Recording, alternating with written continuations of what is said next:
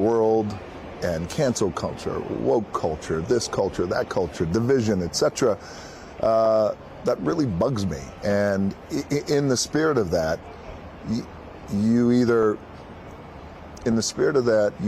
succumb and be what you think other people want you to be, or you go, well, no, that's not who I am. I'm going to be myself, and I'm going to be real. So having seen this entire thing, I can save you a little bit of time and say that this whole thing is jibber jabber. He's not expressing any sincere belief, or if he is, he's obfuscating it so much through bland, like, nothing aphorisms that it doesn't seem like it's a reflection of anything he actually believes. It just sounds like him being a kind of, like, middle-of-the-road centrist, but doing this in an exclusive interview on Fox and Friends where you talk about your problem with cancel culture and woke culture. Nah, I don't think this is just centrism.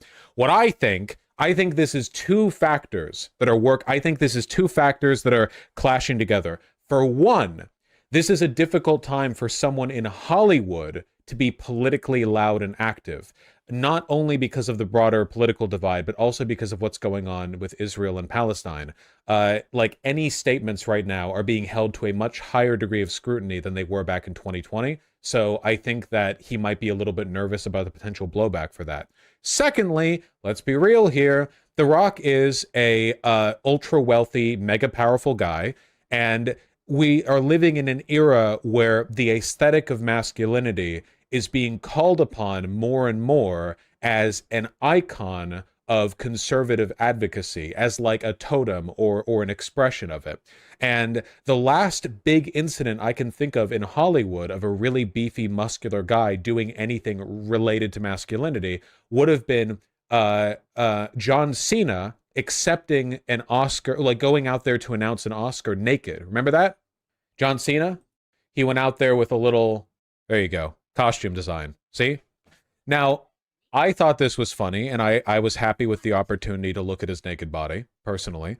But this did lead to some discourse where people was saying that he was, like, selling out his masculinity. How serious was this taken? Not very. I don't know. But I do think that there's a lot of external pressure right now, or maybe like an external incentive for people who fit this archetype, this super beefy Hollywood guy, of which there aren't that many right now. How many are there? Dwayne "The Rock" Johnson, John Cena, Jason Momoa. Who's the guy who played the one guy in Guardians of the Galaxy? He was also in, Batista. Batista. Thank you. Yeah, in Dune, in the Dunes, right? The one with the big round head. Henry Cavill. Yeah. Though he tends to be known more for the shows than the movies. Chris Pratt to an extent. What about the guy who plays Thor? Chris Hemsworth. Thank you. Yeah. Ryan Gosling. No. He's not big enough. There aren't that many of this kind of guy, but you imply he's progressive by ideology, but not showing it? No. That's not what I'm saying.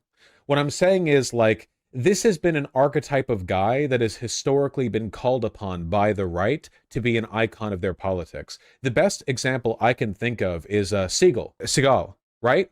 Who is currently over there in Russia right now, being a stooge of the of Putin's regime. Arnold too, to an extent Arnold, but he was never as openly reactionary. John Wayne. John Wayne was crazy reactionary. He wasn't a big, muscly, beefy dude, but he was that kind of guy for his time, you know? Men weren't allowed to be that muscular back then. Clint Eastwood, yeah. Hyper-masculine. Reagan, to an extent, though that was more of a post-hoc thing. He was never hyper-masculine, but he kind of fronted that with the cowboy politics. What I'm trying to get at here is that history and American conservatism calls upon men like Dwayne "The Rock" Johnson to be their figure, their icon, their totem, you know? And I think between that, the difficulty of making political statements in Hollywood right now, and the fact that he is, let's be fair here, an older, you know, kind of like beefy masculine guy, all of these factors combine to, well, to give him a good in for conservatism. That's my thought. I don't know. If you ask me something, a real answer is important, and the truthful answer is important, and that may get people upset, it may piss people off, and that's okay. But it took me some time to recognize that. At first I was, in a way, adverse to fame, and I didn't understand the power of it, how it could swing both ways. And finally, as I got down the road a little bit and started achieving some notoriety, a little bit of success here and there, I start to realize, oh man, this is a superpower. the fame is a superpower when used correctly, I believe, when you could use it to influence people and also use it to influence other people in terms of... Yeah, notice how he's literally said, like, my endorsement for Biden caused division, which is bad, but also I'm okay with pissing people off. He's not saying anything. This is nothing. This is all, yeah, it's word salad. Yeah, bro is saying nothing. He's waffling. Again, being direct and being honest. So let's be direct, let's be honest. There was a time that you used your fame, and it was a time that not everybody was happy. And that was a few years ago. That's right. And you made a very big point. You said, I've never done this before. I have never publicly endorsed a presidential candidate or a vice presidential candidate. So I figured let's kick this conversation off this way by me officially publicly endorsing you both. Are you happy that you made that endorsement in 2020? Are you happy with the state of America? Am I happy with the state of America right now? Well, that answer is no. Do I believe we're going to get better? I believe in that. I'm an optimistic guy, and I believe we can get better. The endorsement that I made... Total ambiguity, not saying what he thinks is wrong with it, not saying what he thinks can be done to make it better. His job here is to say nothing, and every once in a while the Fox and Friends guy is like, okay, so like this is because Joe Brandon is bad, right? Like that's it, you know, it's his job is to probe and push the conversation in a certain direction. Years ago with Biden was one I thought was the best decision for me at that time. And I thought back then, when we talk about, hey, you know, I'm in this position where I have some influence, and it's my job then. I felt like that then. It's my job now to exercise my influence and share with this is who I'm going to endorse. Also, couldn't he just not endorse somebody? Do you have to go on Fox and Friends to say that you're not endorsing anybody? Like, is that a normal thing to do? Like, hey, I'm not going to make a statement on this upcoming election. Let me go on Fox and Friends to say how, you know, I don't like cancel culture and wokeness. And also, I'm not making a decision. This might piss people off, but I don't want to cause division. I'm not making a statement, he proclaimed loudly. Exactly. Yeah. Am I going to do that again this year? That answer is no.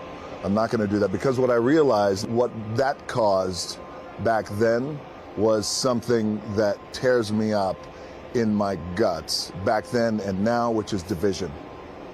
And that got me. And the takeaway after that, months and months and months, I started to realize, like, oh man, that caused an incredible amount of division in our country. So I realize now, going into this election, I'm not going to do that. I wouldn't do that because my goal is to bring our country together. I believe in that in my DNA. So in the spirit of that, there's going to be no endorsement.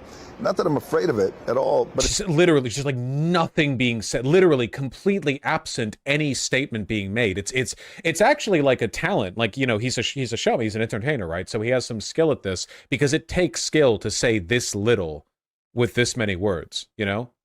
Good politician speak. But it's just, I realize that this level of influence, I'm going to keep my politics to myself. Fits good, though. And I think it's between me and the ballot box. But I will tell you this. While, like a lot of us out there, not trusting of all politicians, I do trust the American people, and I trust that whoever they vote for, that's going to be my president, and that's who I'm going to support 100%. As you mentioned, Okay. you're very influential. To the point of this, we talked about it. You running for president. People talk about it. You've talked about it. Yes. So are you going to ever seriously run for president? Answer that question seriously, consider it seriously, and make that Sure. that mountaintop run Sure. for president. As of now, no. That's not my intention. Will, I'm not a politician. I'm not into politics. I care deeply about our country. I'm a patriot, and I believe you are too, as well. And right now, my desire and my priorities are my babies and school drop-offs and pickups and things like that. That's important to me. I also feel like in the spirit of bringing I appreciate people the together, cutaway reminding us that he has children. You know, thank you. Yeah, the only purpose of this interview is to try to gain attention, to signal interest in conservatives without actually committing to anything, you know? our country together. I don't know if that's the right move at this point.